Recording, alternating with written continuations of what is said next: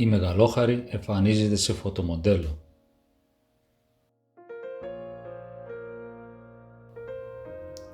Πώς μπορείς να πλησιάσεις το συγκλονιστικό αυτό γεγονός σαν έκτακτο γεγονός και να μην φοβάσαι με τη γραφή σου μην τυχόν το αδικήσεις? Αυτό το γεγονός έγινε αρχές του φετινού Ιουνίου 2019, μόλις έσφιξαν οι πρώτες ζέστες. Μας δόθηκε η ευλογία από το πνευματικό της κοπέλας που της συνέβη το παρακάτω έκτακτο γεγονός,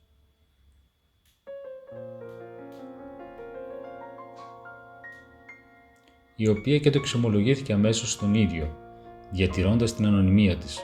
Ήταν και η πρώτη εξομολόγησή της μετά από χρόνια.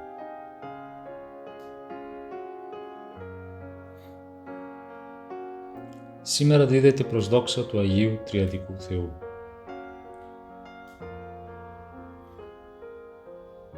Μια ομάδα νεαρών κοριτσιών από μια σχολή που ασχολείται με το modeling ξεκίνησε από το λιμάνι του Πειραιά με τελικό προορισμό τη Μύκονο, όπου και θα γινόταν επαγγελματική φωτογράφηση.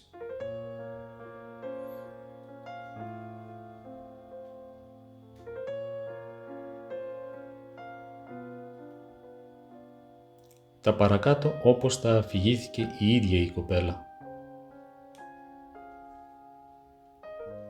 Στο γρήγορο πλοίο της γραμμής όλα ήταν πανέμορφα. Η θάλασσα, ο ήλιος, ο αέρας ήταν ξεχωριστές εικόνες για την κοριτσοπαρέα, που σε λίγες ώρες θα αποβιβαζόταν στη μέκα της διασκέδασης και του κεφιού.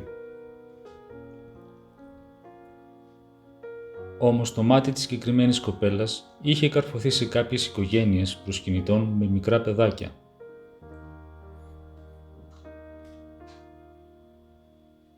Που όπως φαίνεται θα αποβιβαζόταν στον ενδιάμεσο λιμάνι της Στήνου για να προσκυνήσουν τη μεγαλόχαρη.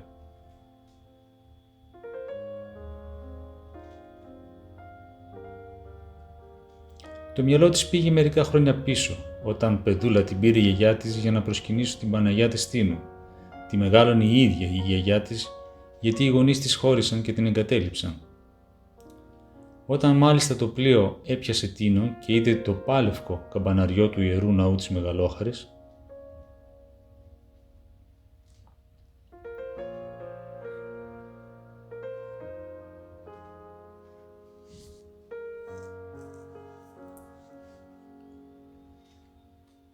σηκώθηκε, έκανε το σταυρό της και ένα δάκρυ κύλησε στο μάγουλό της, ενθυμούμενη την καλή γιαγιά της που την έχασε πριν λίγα χρόνια.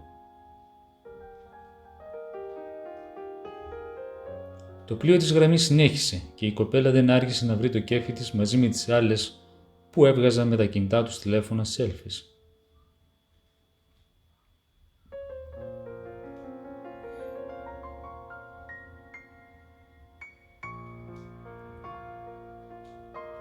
Σε λίγο βρισκόταν στη χώρα της Μυκόνου και μετά από λίγο στην ακτή, όπου θα γινόταν η επαγγελματική φωτογράφηση.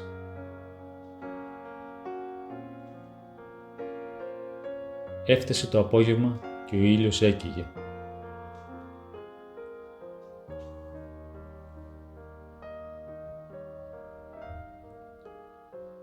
Τότε σκέφτηκαν μετά το τέλος της φωτογράφησης να δροσιστούν στη θάλασσα.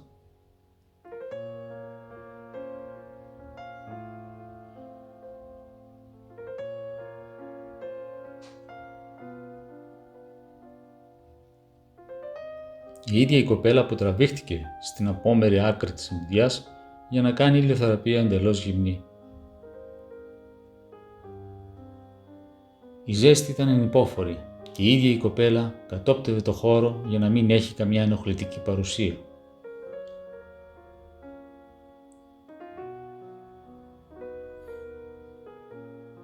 Ξαφνικά και από το πουθενά ερχόταν προς το μέρος της μια μαυροφόρα με τσεμπέρι, αυτά που φορούσαν οι παλιές νησιώτισσες. Ντράπηκε η κοπέλα και έριξε ένα ρούχο πάνω της.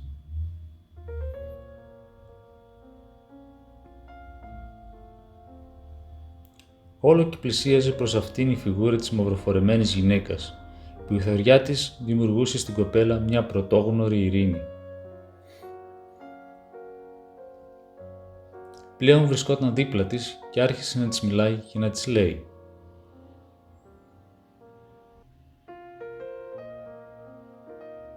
Η κοπέλα ανασηκώθηκε. Ένα αίσθημα ντροπής που έφτανε στο σημείο του φόβου την κατακυρίευσε, ενώ άκουγε από τα χείλη της άγνωστης γερόντισσας με το πανέμορφο σιτόχρωμο πρόσωπο: «Γιατί είσαι γυμνή?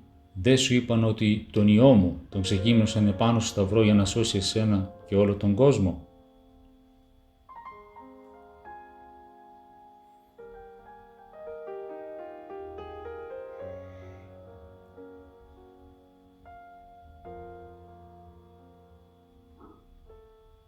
«Γιατί είσαι θεόγυμνη σαν την Ελλάδα που την ξεγύμνωσαν οι εχθροί μου?»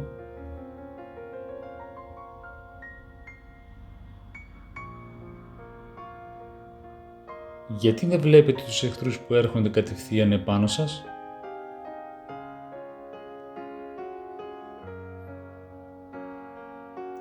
«Η Ελλάδα και εσύ θα σωθείτε εάν φορέσετε τη μετάνοια».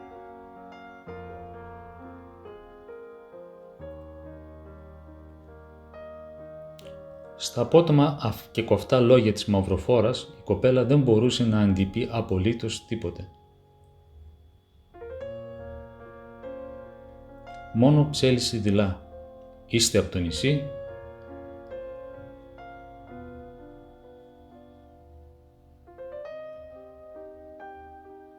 Η γερόντισσα έγνεψε αρνητικά την κεφαλή της και της είπε: «Μένω στο απέναντι νησί», και της έδειξε την Τίνο.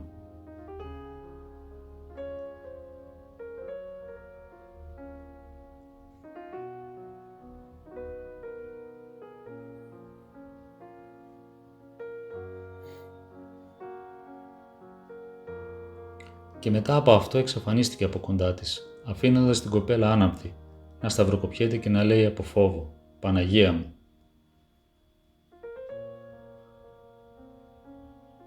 Δεν μπορεί, καλή μου αδελφή, να γίνονται τόσα πολλά θεοσημεία στην ελληνική επικράτεια και εμείς να μένουμε απαθείς στο σχέδιο της σωτηρίας που εκπώνησε για εμάς ο Άγιος Θεός. Προσωπικά, εδώ και μια δεκαετία βρισκόμαστε επί των απάλξεων της αρθογραφίας, γνωρίζοντας από παλιά και από τους Αγίους Πατέρες τι έρχεται. Στόμεν καλός, Δόκτωρ Κωνσταντίνος Βαρδάκας, ιστερόγραφο. Προσπάθησα να σας το μεταφέρω το γεγονός αυτό με το πτωχό λόγο μου, τα συμπεράσματα είναι καθαρά δικά σας.